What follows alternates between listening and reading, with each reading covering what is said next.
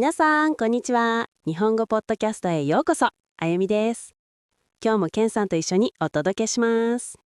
聞いてくれてありがとうございます。ケンです。よろしくお願いします。ケンさん、私この前友達と旅行の計画を立てていたんですけど、いいですね。どこに行くんですか？箱根に行こうって話になったんです。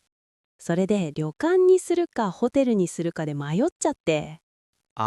それはよくある悩みですね。そうなんですよ。友達は旅館がいいって言うんですけど、私はホテルの方が気楽かなって思って。なるほど。どっちにもいいところがありますからね。そうですよね。でも正直、旅館とホテルって何がそんなに違うのかちゃんと分かってなかったんです。じゃあ今日はそれをテーマにしましょうか。はい、旅館とホテルの違い、教えてください。わかりました。まず一番大きな違いはスタイルですね。ホテルは洋風、つまり西洋のスタイルです。ベッドがあって部屋にはテーブルと椅子があります。普通のホテルって感じですよね。世界中どこでもある感じの。そうです。一方、旅館は和風、日本の伝統的なスタイルです。和風っていうと畳の部屋とか？はい、まさにそうです。部屋には畳が敷いてあって、寝るときは布団を使います。ベッドじゃなくて床に布団を敷いて寝るんですよね。そうです。これが旅館の基本的なスタイルです。私、畳の上で寝るの実は結構好きなんですよ。畳の香りって落ち着きますよね。わかります。なんかおばあちゃんの家に来たみたいで。いい表現ですね。旅館にはお帰りなさいっていう温かさがありますよね。確かに、ホテルはどちらかというといらっしゃいませって感じですけど。面白い比較ですね。ホテルはサービスを受ける場所。旅館は家に帰ってきたような場所。そう考えると全然雰囲気が違いますね。はい。じゃあ次に食事の違いについて話しましょう。食事、それ気になります。ホテルの場合、食事は別のことが多いです。レストランで食べるか、外で食べるか、自分で選べます。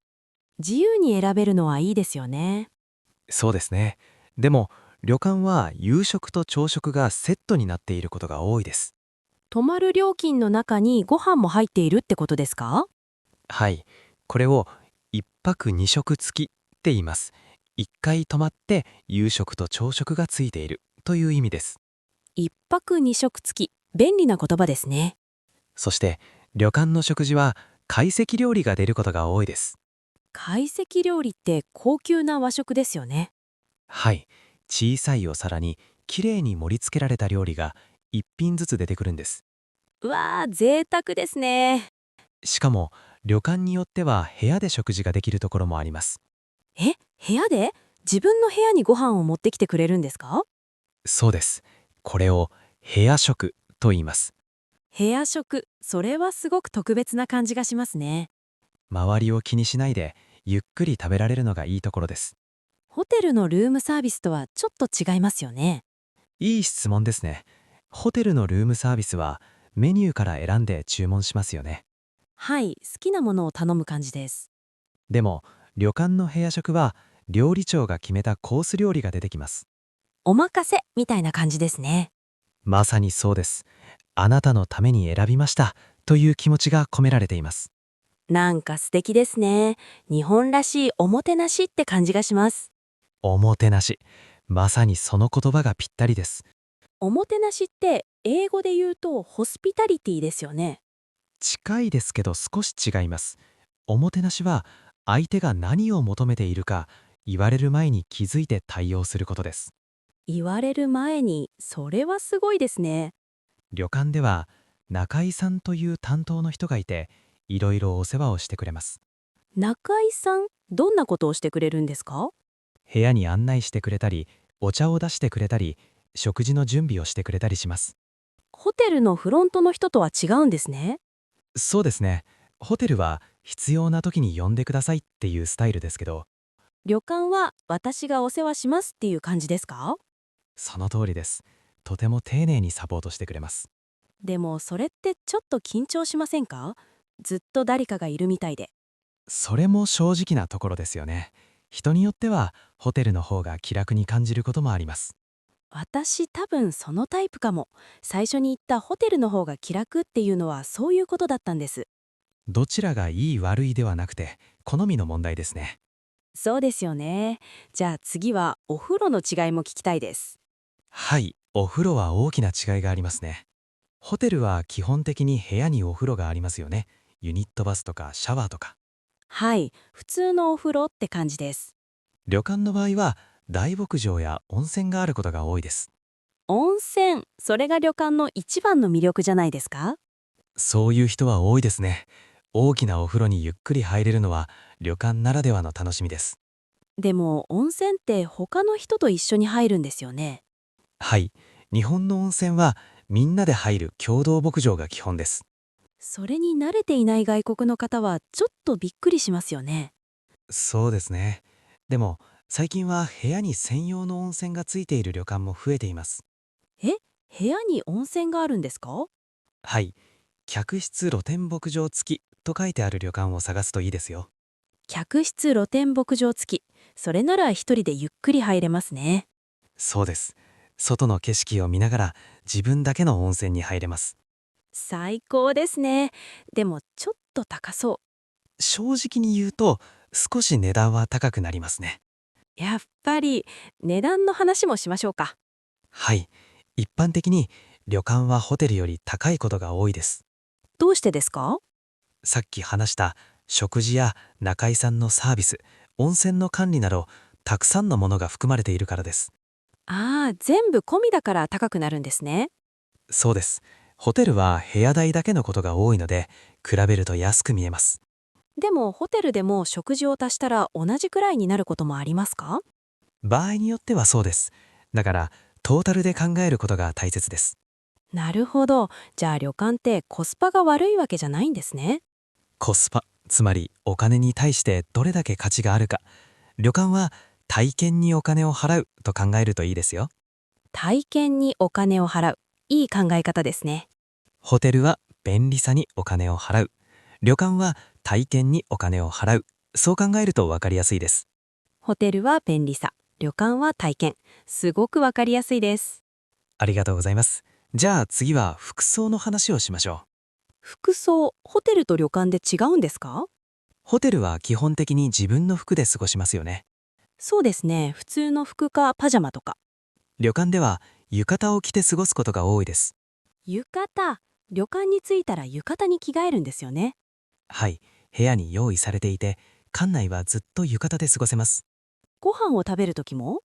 はい、食事の時も温泉に行く時も浴衣のままで大丈夫です。それすごくリラックスできそうです。着替えなくていいから本当に楽ですよ。でも浴衣の着方がわからない人もいますよね。大丈夫です。中井さんが教えてくれますし、最近は着方の説明書きも置いてあります。よかった。一つ大事なことがあるって聞いたんですけど、浴衣は右前で着ることですね。右前？自分の右側の布を先に体に当てて、その上から左側をかぶせるんです。逆にするとどうなるんですか？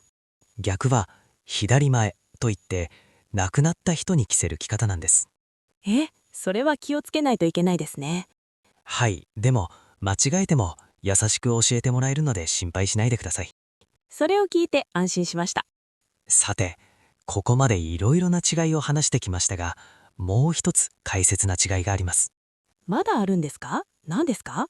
チェックインとチェックアウトの時間です。ああ、確かにそれも違いますよね。ホテルはチェックインが午後3時くらいで、チェックアウトが午前11時くらいが多いです。旅館はどうですか？旅館も似ていますが、チェックアウトが午前10時のところが多いです。1時間早いんですね。はい。旅館は部屋の準備に時間がかかるんです。布団を片付けたり、次のお客さんのために畳を整えたりします。なるほど。手作業が多いから時間が必要なんですね。そうです。ホテルはベッドメイキングが中心ですが、旅館はもっと手間がかかります。そういうところにも日本の丁寧さが出ていますね。いいところに気づきましたね。